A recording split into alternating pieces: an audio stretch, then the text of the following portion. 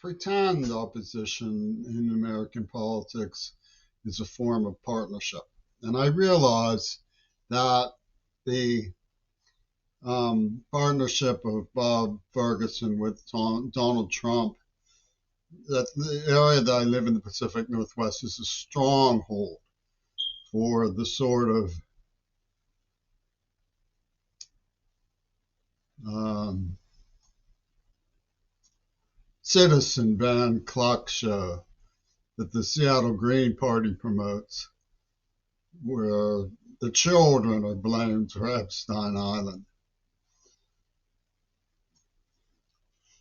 And the more victimized you are, the more children they can find to point fingers at you.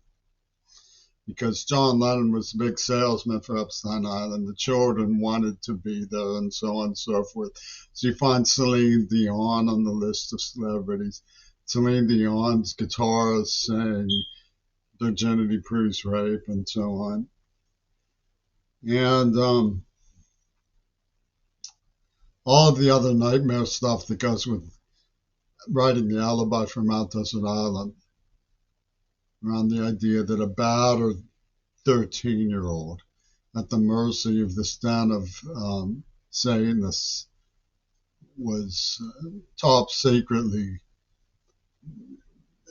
manipulating Ronald Reagan or something. I mean, whatever goes through Ferguson's head, it's as idiotic as that. My advice to the grapevine of people, who may include some people who won out, former professors of mine and so forth, is don't be ashamed that you slandered me, because it may have looked the way you imagined or was made out to look, or maybe you thought you could get away with it, in which case you should be a little ashamed.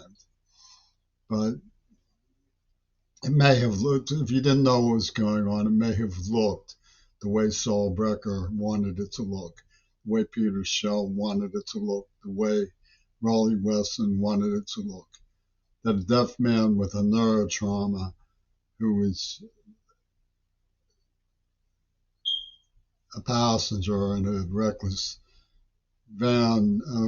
outfit, because he had nowhere to turn, and he was on the brink of homelessness, trying to scratch together enough money to make rent, carrying boxes and deaf nobody at the pillage of mercy of a thief from the museums who was bribing everybody with millions of dollars of bribery money. It may have looked the way you wanted it to look.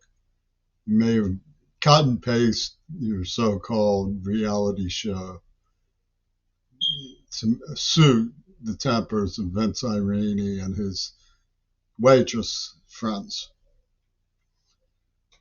But the truth has come out. Don't be ashamed. Don't be ashamed.